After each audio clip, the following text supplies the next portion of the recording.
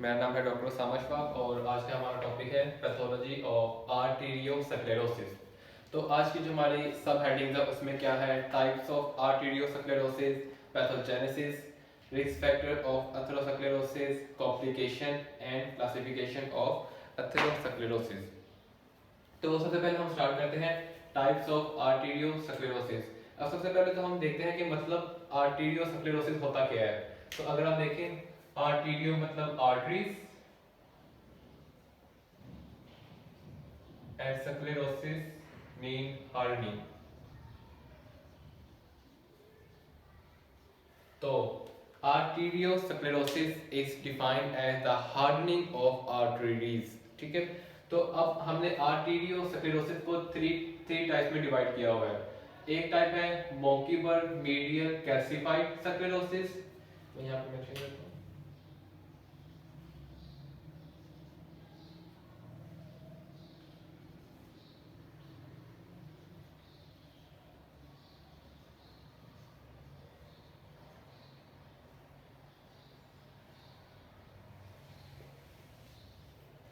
They had atherosclerosis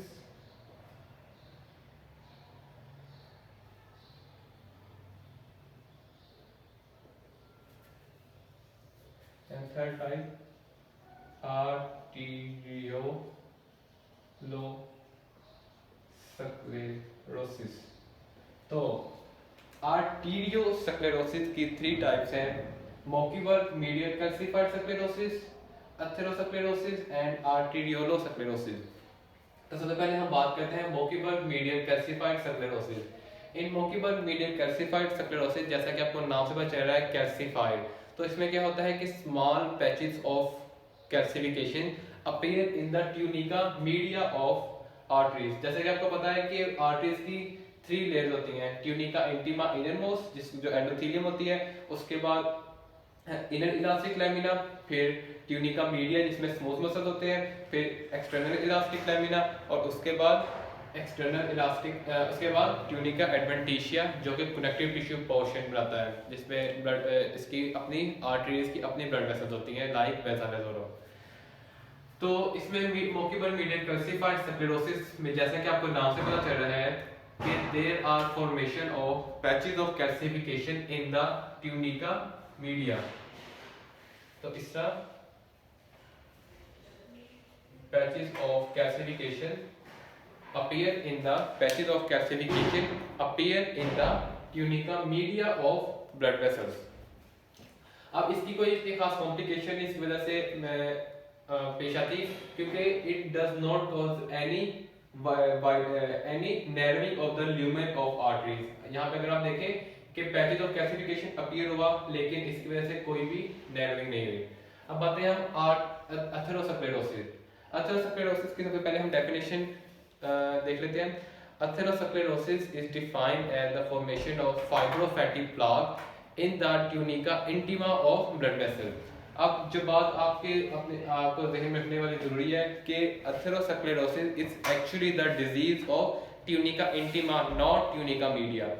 It involves the tunica intima, and if it is not treated at time, it causes degenerative changes in the tunica media, जिसकी वजह से blood vessel की जो wall है वो week हो जाती है और उसकी वजह से जो large blood vessel like aorta है उनमें एन्यूरिज्म अपीयर होते हैं, और जो small blood vessel medium size blood vessel है लाइक मस्कुलर ब्लड वेसल उनकी नैरोइंग हो जाती है। तो अगर आप यहाँ पे देखें कि formation of fibrofatty plaque in the tunica intima, तो अगर ये ट्यूनिका इंटीमा है तो यहाँ पे फाइब्रोफैटी प्लाक बनता है और जो सेकेंडरी डीजेनरेटिव चेंजेस करवाता है इन द ट्यूनिका मीडिया।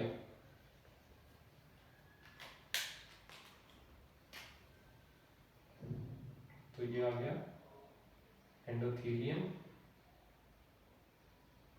यहां तक था। सबसे पहले इसने इन्वॉल्व किया है ट्यूनिका मीडिया इंटीमा को, और उसके बाद डीजेनरेटिव चेंजेस करवाया इन द ट्यूनिका मीडिया। तो ये हो गया एथेरोस्क्लेरोसिस। अब आते हैं हम arteriolosclerosis. Arteriolosclerosis is defined as hardening of arterioles, sparse size arteries. तो इसको आगे हमने फर्दर 2 टाइप्स में डिवाइड किया है, जो है हाइलीन आर्टेरियोलोस्क्लेरोसिस एंड हाइपरप्लास्टिक आर्टेरियोलोस्क्लेरोसिस। अब हाइलीन आर्टेरियोलोस्क्लेरोसिस और हाइपरप्लास्टिक आर्टेरियोलोस्क्लेरोसिस। अब सबसे पहले हम बात करते हैं हाइलीन आर्टेरियोलोस्क्लेरोसिस। अब होता क्या है कि जब एक एंडोथेलियम काफी देर तक इंजर्ड होती है, मतलब in case of malignant hypertension when the endothelium is exposed to some cause of injury for a long time, it causes inflammation. अब इन्फ्लेमेशन में आपको पता है कि जब इन्फ्लेमेशन होगी तो क्या होगा, इंटर एंडोथेलियल गैप्स प्रोड्यूस होते हैं, और अगर देर तक इन्फ्लेमेशन होती रहेगी तो very large inter endothelial gaps बनते हैं, और large plasma proteins, large proteins that are present in the blood may pass through these interendothelial gaps and enter the tunica media। अब क्या होगा कि सपोज यहाँ पे कोई लार्ज प्रोटीन थी, यहाँ पे इंटरएंडोथेलियल गैप्स बने, अब वो प्रोटीन यहाँ से पास करते हुए कहाँ पहुंची, ट्यूनिका मीडिया में, और ट्यूनिका मीडिया में जाकर वो डिपॉजिट होती है एज, क्योंकि वो प्रोटीन ही नेचर है, और प्रोटीन जब वो इयोसिनोफिल अपटेक करती हैं तो इयोसिनोफिलिक डेपोजिशन ऑफ दीज प्रोटीन्स हमें ट्यूनिका मीडिया में नजर आती है। तो हमें यहाँ पे पिंक कलर के प्लाक्स नजर आते हैं जो कि बनते हैं लार्ज प्लाज्मा प्रोटीन की वजह से। ये होता है hyaline, hyaline due to formation of eosinophilic hyaline deposition in the tunica media. दूसरी टाइप है हाइपरप्लास्टिक। जैसा इसमें आपके ये जो कॉन्सेप्ट ध्यान में रखने वाली बात है वो ये है कि जैसे अगर एक ब्लड फ्लो किसी ऑर्गन को कम है तो उसकी वजह से इस्कीमिक निक्रोसिस होता है। इसी तरह हमने ये भी पढ़ा है कि excess of everything is bad. तो अगर जब मैलिग्नेंट हाइपरटेंशन होता है तो there are risk of hyperperfusion of organs, ठीक है। तो हाइपरपरफ्यूजन से बचाने के लिए ऑर्गन्स के जो स्मूथ मसल्स हैं उनमें हाइपरप्लेजिया हो जाता है, ठीक है। तो जो क्या होगा,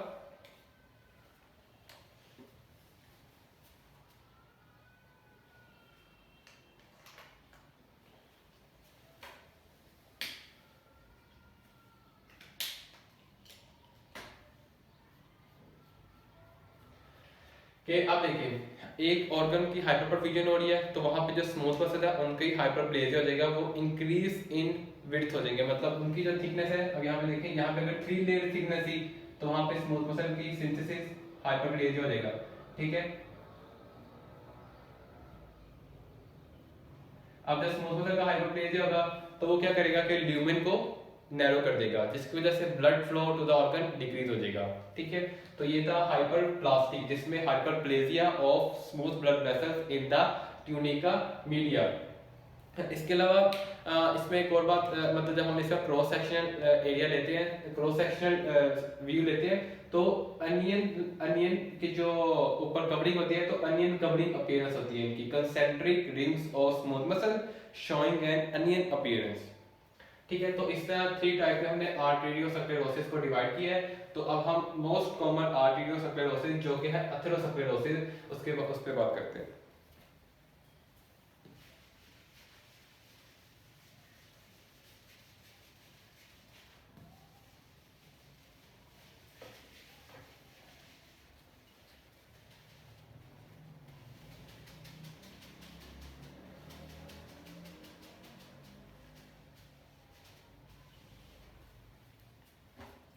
तो अब हम बात करते हैं एथेरोस्क्लेरोसिस पे।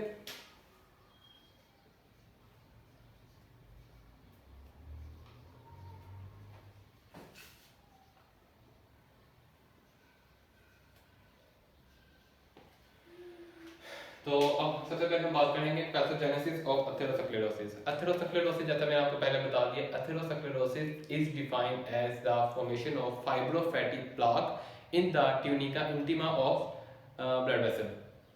तो पैथोजेनेसिस क्या होते हैं?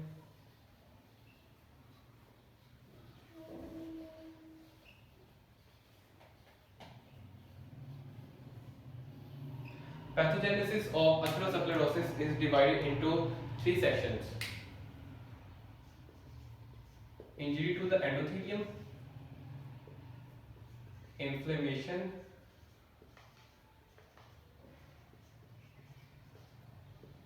and chemical mediators of inflammation। तो इसमें बेसिक कॉन्सेप्ट जो यहाँ पे यूज हो रहा है कि जब एंडोथीलियम सबसे पहले इंजर्ड होगी, तो सबसे पहले हम बात करेंगे कौन से फैक्टर्स हैं जो कि एंडोथीलियम को इंजर्ड करते हैं। Whenever there is an injury to endothelium, it induces an inflammatory response। तो उसके बाद क्या होगी? इन्फ्लेमेशन। अब इन्फ्लेमेशन का हम बात करेंगे इसके बाद, फिर जब इन्फ्लेमेशन होगी तो वहाँ पे इन्फ्लेमेशन वाले सेल्स आएंगे और वो केमिकल मीडिएटर्स रिलीज करेंगे। अब उन केमिकल मीडिएटर से क्या क्या आगे प्रोसेसेस होंगे, फिर हम उनसे बात करेंगे।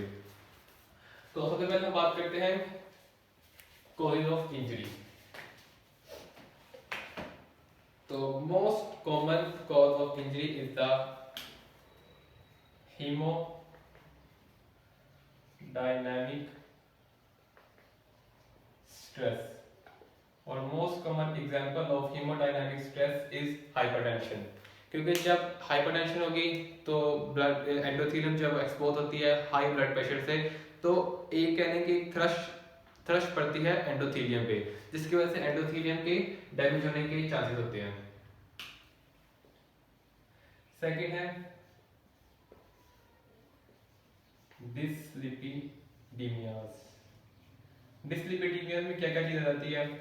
High level of LDL, low level of HDL, hypercholesterolemia, obesity, क्योंकि obesity is associated with hypercholesterolemia, तो इसमें हमने ओबेसिटी को भी मेंशन करना है, एंड नेफ्रोटिक सिंड्रोम। अब नेफ्रोटिक सिंड्रोम कैसे एसोसिएटेड है विद डिसलिपिडीमिया? जब एक पेशेंट को नेफ्रोटिक सिंड्रोम होता है तो हमने पढ़ा है कि nephrotic syndrome is characterized by loss of large amount of protein in the urine. अब जब बॉडी से प्रोटीन एक्सक्रीट हो रही है तो बॉडी की जो अपनी प्रोटीन है वो कम हो गई है। अब to compensate this hypoproteinaemia, liver compensate करने की कोशिश करता है और कोशिश करता है कि वो लार्ज नंबर ऑफ प्रोटीन बनाए। जब वो लार्ज नंबर ऑफ प्रोटीन बना रहा होता है तो उन प्रोटीन के साथ साथ एलडीएल जो कि खुद भी एक प्रोटीन है वो भी बन जाती है। अब जब एलडीएल प्रोडक्शन ज़्यादा होती है तो एलडीएल क्या करेगी? कोलेस्ट्रॉल जो बन रहा है उसको एक्स्ट्रा हेपेटिक टिश्यू में ट्रांसपोर्ट करेगी और इसकी वजह से भी एथेरोस्क्लेरोसिस के चांसेस बढ़ जाते हैं। तो यहाँ पे एचडीएल, एलडीएल, कोलेस्टेरॉल, ओबेसिटी और nephrotic syndrome.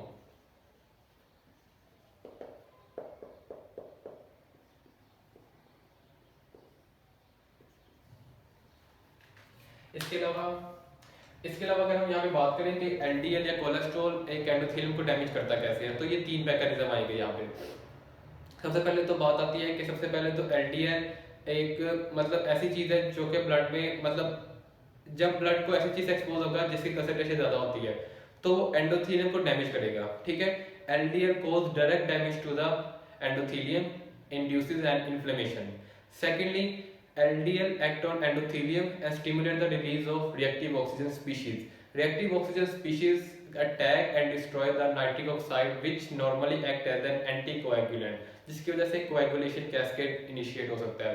And thirdly, LDL can enter the tunica intima and is oxidized, ठीक है, and oxidized product जो बना होता है वो डायरेक्ट एंडोथेलियम डैमेज करता है। डिसलिपिडीमियास, इसके अलावा obesity is associated with hypercholesterolemia and hyperlipidemias। Smoking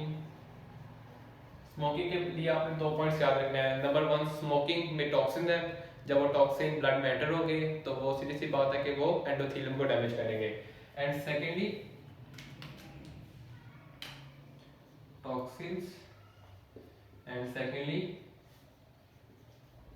कुछ स्टडी से पता चला है कि स्मोकिंग जो है वो एचडीएल के लेवल को कम करता है।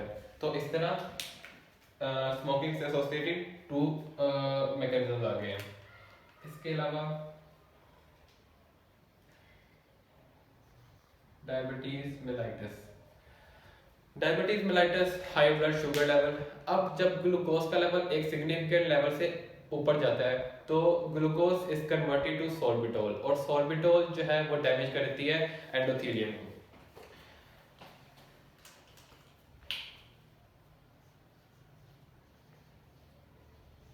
होमोसिस्टीनीमिया, homocysteine act as toxic to the endothelium. इसके अलावा कुछ माइक्रोब्स है, तो कुछ स्टडीज से पता चला है कि cytomegalovirus and chlamydia, they are also associated with damaging the blood vessel wall endothelium, ठीक है, and most common is the chlamydia। इसके अलावा कोई इन्फ्लेमेशन डिजीजेस, इन्फ्लेमेशन डिजीजेस क्यों कि इन्फ्लेमेशन जब होती है, जब भी इन्फ्लेमेशन होगी तो क्या होगा, साइटोकाइंस प्रोड्यूस होते हैं। साइटोकाइंस जब वो लिवर में जाते हैं और लिवर में जाके वो increase the production of C reactive protein and C reactive proteins are toxic to the endothelium। तो इस तरह haemodynamic stress most common like hypertension, dyslipidemias, obesity। Obesity itself is a risk factor for hypertension, dyslipidemias and diabetes mellitus, और ये तीनों भी आगे risk factors है for atherosclerosis. इसके अलावा होमोसिस्टीनीमिया जो कि it is toxic to the endothelium. इसके अलावा कुछ microbes like cytomegalovirus and chlamydium, और inflammation due to production of C reactive proteins. तो यहाँ पे बात हमने कर ली है injury, causes of injury to the endothelium.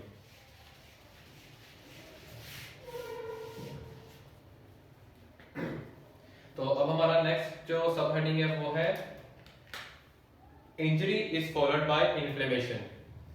Inflammation,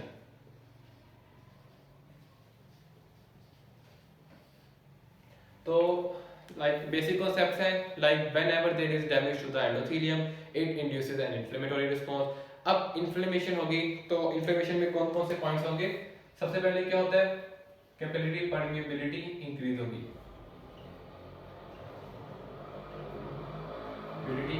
capillary permeability increase, that leads to entrance of different types of cells like macrophages, lymphocyte will enter through these interendothelial gaps into the tunica intima। Secondly,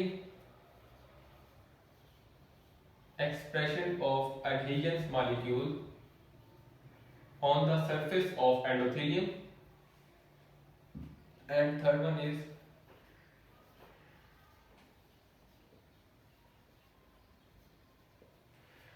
तो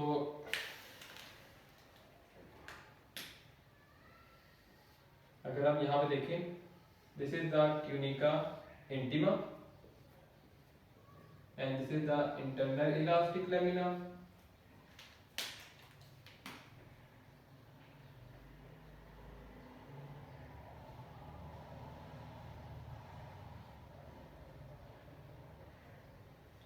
tunica media containing the smooth muscles, then external elastic lamina, and then tunica adventitia। ठीक है, तो क्या होगा, सबसे पहले जब injury हुई एंडोथेलियम को, अब यहाँ पे देखें जब एंडोथेलियम को इंजरी होगी, first of all there is damage to endothelium, whenever there is damage to endothelium तो क्या होगा, इन्फ्लेमेशन होगी। अब इन्फ्लेमेशन का फर्स्ट प्रोसेस क्या है, इंक्रीज इन कैपिलरी परमेबिलिटी। तो क्या होगा कि इंटरएंडोथेलियल गैप्स बनेंगे due to increasing capillary permeability, due to contraction and retraction of the endothelial cells. अब जब इंटरएंडोथेलियल गैप्स बने हैं तो उसकी वजह से क्या होगा, some macrophages, some monocytes, some lymphocytes and neutrophils will get entry into the tunica intima along with some LDL। तो क्या होगा, LDL एंटर होगा। इसके अलावा some lymphocytes और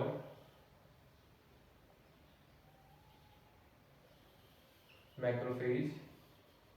अब क्या हो रहा है, देखिए यहाँ पे सबसे पहले इंटरएंडोथेलियल गैप्स बने हैं जिसकी वजह से there is infiltration of LDL, some monocytes, macrophages and lymphocytes into the tunica intima। अब ये डिफरेंट केमिकल मीडिएटर्स रिलीज करेंगे जिसकी वजह से there is expression of different types of adhesion molecules on the surface of endothelium.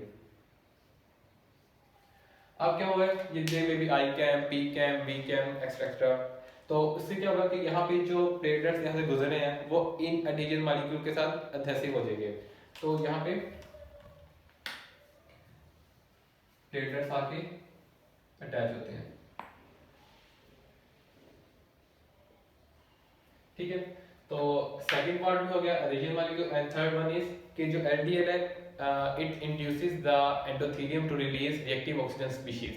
These reactive oxygen species will destroy the nitric oxide due to destruction of nitric oxide, जो कि normally act करता है as an anticoagulant, जिसकी वजह से coagulation की जो initiation है वो start हो जाएगी। तो यहाँ पे ये तीन चीजें आ गई कि सबसे पहले permeability increase हुई।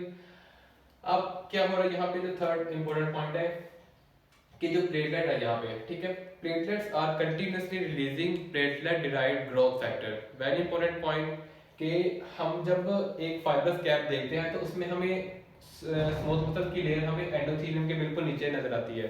वो क्यों नजर आती है? वो होता ऐसे है कि platelets are continuously producing platelet derived growth factor. Since it is a growth factor, it induces a proliferation. अब स्मूथ मसल्स हैं वो नॉर्मली जो है can not divide, but under the action of some growth factor they dedifferentiate, मतलब कि पहले वो हैं स्पेसिफाइड टिश्यूज, वो डी डिफरेंशिएट होते हैं और दोबारा मेसेनकाइम बन जाते हैं, मेसेनकाइमल सेल्स बनते हैं। फिर वो क्या होता है कि जहाँ पे प्लेटलेट डिराइव्ड ग्रोथ फैक्टर की कंसंट्रेशन सबसे ज़्यादा होती है वहाँ पे जाते हैं और वहाँ पे जाके प्रोलिफरेट करते हैं। तो क्या होगा, यहाँ से इंटरनल इलास्टिक लैमिना को क्रॉस करते हुए हमें स्मूथ मसल नजर आएंगे, ठीक है, और वो हमें बिल्कुल एंडोथेलियम के नीचे वो स्मूथ मसल नजर आएंगे। और मैं अब ये जो हम ये सेल्स बनाए थे इसको मैं ब्लू से बना रहा हूँ। तो कुछ लिम्फोसाइट्स, कुछ मैक्रोफेजेस, एलडीएल, ठीक है। तो हमें अब देखिए, अगर आप यहाँ पे आपको लग रहा है, यहाँ पे हमें ऐसे महसूस हो सकता है कि this is a disease of tunica media, क्योंकि स्मूथ मसल यहाँ भी है और यहाँ भी है और ये चीज जो है उसके सेंटर में है। बट मैंने आपको बताया कि डिजीज स्टार्ट हो रही है इन the tunica intima, internal elastic lamina से ऊपर, and then there is a migration and proliferation of smooth muscles due to platelet derived growth factor produced by the platelets that are present adhesive to the endothelium। तो अगर आप इसमें देखें कि सबसे पहले कैपिलरी परमेबिलिटी इंक्रीज हो गई तो कैपिलरी परमेबिलिटी के इंक्रीज होने की वजह से ये macrophages, different monocytes and lymphocytes जो है वो इन्फिल्ट्रेट कर रहे हैं इन द ट्यूनिका इंटीमा। इसके अलावा एलडीएल भी ट्यूनिका इंटीमा में आ चुका है और यहाँ पे अगर आप देखें कि एडहेजन मॉलिक्यूल्स भी एक्सप्रेस हो चुके हैं on the surface of endothelium, जिसके ऊपर प्लेटलेट्स आके बाइंड कर रहे हैं और they are continuously releasing platelet derived growth factor, platelet derived growth factor that have a activating effect on the tunica media, smooth muscle fibers in the tunica media। तो इस तरह अगर आप देखें अब यहाँ पे एलडीएल एक दफा ट्यूनिका इंटीमा में आ चुका है और मैक्रोफेजेस और स्मूथ मसल भी यहाँ पे है। अब कुछ स्मूथ मसल जो है वो डी डिफरेंशिएट करते हैं और वो एंटर होंगे ट्यूनिका इंटीमा में। अब macrophage has special type of LDL receptor on their surface, ठीक है, these are called scavenger receptor. तो क्या होगा कि जो एलडीएल और कोलेस्ट्रॉल यहाँ पे ट्यूनिका इंटीमा में आ चुका है वो अटैच होगा with the scavenger receptors, scavenger receptor के साथ बाइंड करेगा और फिर क्या होगा, दीज रिसेप्टर्स आर इंगल्फ। जब वो रिसेप्टर इंगल्फ होंगे तो LDL being a part of it वो भी इंगल्फ हो जाएगा और किसमें आ जाएगा, मैक्रोफेज में। तो अब यहाँ पे देखें ट्यूनिका इंटीमा में एलडीएल आ चुका है which is then engulfed by the macrophage. तो इस कंडीशन में क्या होगा, एक किस्म का मैक्रोफेज जो है वो एलडीएल को खाने लग गया है। So the LDL will be then loaded with and the macrophage is then loaded with LDL and cholesterol and the cholesterol loaded and macrophages are called foam cell. Very important, क्योंकि जब आपसे morphology पूछी जाएगी तो उसमें आपने foam sales का जिक्र जरूर करना है। तो फोम सेल्स क्या होते हैं? मैक्रोफेज आ चुके हैं, उन्होंने एलडीएल को अपने अंदर इंगल्फ किया है and macrophage containing the LDL are called foam cell. इसी तरह कुछ जो स्मूथ मसल थे वो भी एलडीएल को इंगल्फ करते हैं। ठीक है, तो मैंने यहाँ पे आपको शो कर दिया है। इसके बाद जो नेक्स्ट स्टेप होगा वो क्या होगा कि जो प्लेटलेट्स है वो कंटिन्यूसली रिलीज कर रहे हैं platelet derived growth factor under the action of which smooth muscle will migrate near the, क्योंकि जहां पे उसकी कंसंट्रेशन ज्यादा होगी तो वहीं पे स्मूथ मसल माइग्रेट करेंगे। तो यहाँ पे आपको एक स्मूथ मसल की लेयर आ जाएगी यहाँ पे।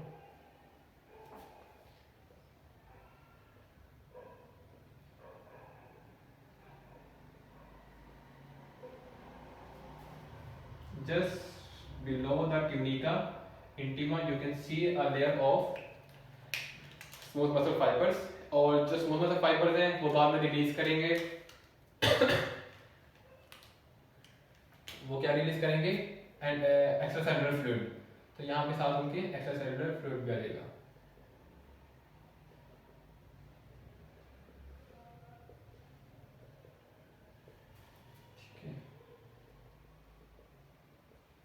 तो ये जो सेक्शन बना है यहाँ पे, इसको भी आपने मॉर्फोलॉजी में जरूर लिखना है कि a section containing smooth muscle fibers releasing the extracellular fluid and some lymphocytic infiltrate they combine to form a section called fibrous cap।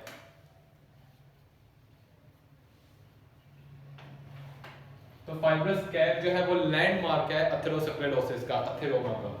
ठीक है, तो ये पॉइंट आपने जरूर लिखना है यहाँ पे। तो इस तरह यहाँ पे पैथोजेनेसिस ऑफ अथेरोस्क्लेरोसिस कंप्लीट होती है। इसके अलावा अगर तो अथेरोस्क्लेरोसिस को ट्रीट ना किया जाए तो क्या होगा कि ये जो हमारे पास फॉर्म सेल्स आए थे, some of the foam cell began to necrose become to जिनकी एपोप्टोसिस हो जाएगी, या इनकी निक्रोसिस हो जाती है या इनकी एपोप्टोसिस हो जाती है। तो जब इनकी एपोप्टोसिस होती है तो इन्होंने जो अंदर लिपिड को इंगल्फ किया हुआ था वो लिपिड को वो रिलीज कर देंगे, क्योंकि वो लिपिड अब ऑक्सीडाइज हो चुका है। लिपिड जो एलडीएल अंदर आया था वो ऑक्सीडाइज होता है और फिर वो मैक्रोफेज के पास जाता है, oxidize and then enter the macrophage. तो अब वो ऑक्सीडाइज्ड लिपिड है और oxidized lipid is more palatable for the macrophages. तो अब जो एलडीएल आया जो उसने रिलीज करना है, तो क्या होता है कि जितना जो सेल्स डाई करते हैं वो सारा अपना एलडीएल रिलीज कर देते हैं और वो सारा एलडीएल मिलकर एक मास बनाता है जिसको आप अथेरोमा, जिसको आपने ये कहा है ये अथेरोमा कह दिया, अथेरोस्क्लेरोटिक प्लाक कह दिया। इसके सेंटर में एक मास सा नजर आता है आपको जो काफी होमोजीनियस होता है, तो इसको हम कहते हैं लिपिड कोर। ठीक है, some macrophage die releasing the LDL which combine to form a homogeneous mass called lipid core। और इस तरह ये पॉइंट भी क्लियर हो गया। अब क्या होता है कि टाइम के साथ साथ जो वेजा वेजोरम ऐसी ब्लड वेसल जो कि ब्लड वेसल को सप्लाई करती है उनमें न्यू वास्कुलराइजेशन स्टार्ट हो जाती है, क्योंकि different type of growth factor release हो रहे हैं। अब जब न्यू वास्कुलराइजेशन होती है तो जो न्यू ब्लड वेसल्स बनती हैं उनके टाइट जंक्शन जो है वो काफ़ी वीक होते हैं, वो कम्प्लीटली डिवेलप नहीं होते। तो कम्प्लीटली डिवेलप ना होने की वजह से वो ब्लड वेसल्स काफ़ी फ्रेजाइल होती हैं और there are a lot of risk of haemorrhage. ठीक है, तो इंट्रा प्लाक हेमरेज होने के चांसेस काफ़ी कॉमन होते हैं। तो यहाँ पे अगर एक ब्लड वेसल ड्रा करते हैं, इससे न्यू वास्कुलराइजेशन आ रही है तो इससे काफी चांसेस हैं कि ये क्या कर देगी, हेमरेज हो सकता है यहाँ से। तो इंट्रा प्लाक हेमरेज होने के चांसेस काफी कॉमन होते हैं। तो इस तरह पैथोजेनेसिस कंप्लीट होती है कि यहाँ पे जब एक दफा एलडीएल आ गए कुछ मैक्रोफेजेस ने उनको इंगल्फ किया, फिर मैक्रोफेज ने जब इंगल्फ किया तो उनको हमने क्या कह दिया, फॉर्म सेल्स। इसके अलावा फाइबर्स क्या बनती है, क्योंकि कुछ जो है स्मूथ मसल फाइबर्स माइग्रेट करते हैं near the large platelet derived growth factor. ठीक है, तो उसकी वजह से फाइबर्स क्या बनती है जिसमें स्मूथ मसल, एक्स्ट्रासेलुलर फ्लूइड और लिम्फोसिटिक इन्फिल्ट्रेट होता है, लिम्फोसाइट्स या मैक्रोफेजेस होते हैं। और कुछ फॉर्म सेल्स हैं वो निक्रोस करते हैं या एपोप्टोसिस करते हैं जो और रिलीज करते हैं अपना एलडीएल। तो वो एलडीएल मिलके मास बनाता है जिसको हमने लिपिड कोर कह दिया। और इसके अलावा आखिरी बात क्या थी, न्यू वैस्कुलराइजेशन होती है at the shoulders of the atherosclerotic plaque, क्योंकि अगर आप इमेजिन करते हैं ये अथेरोस्क्लेरोटिक प्लाक है तो इसके दोनों एंड्स पे जो ब्लड वेसल्स होती हैं उनमें न्यू वैस्कुलराइजेशन होती है, तो इसको हम कहते हैं कि at the shoulder of atherosclerotic plaque, जो काफी फ्रेजाइल होती हैं और इंट्रा प्लाक हेमरेज के चांसेस इंक्रीज हो जाते हैं। तो इस तरह पैथोजेनेसिस ऑफ अथेरोस्क्लेरोसिस भी कंप्लीट होती है। और इसमें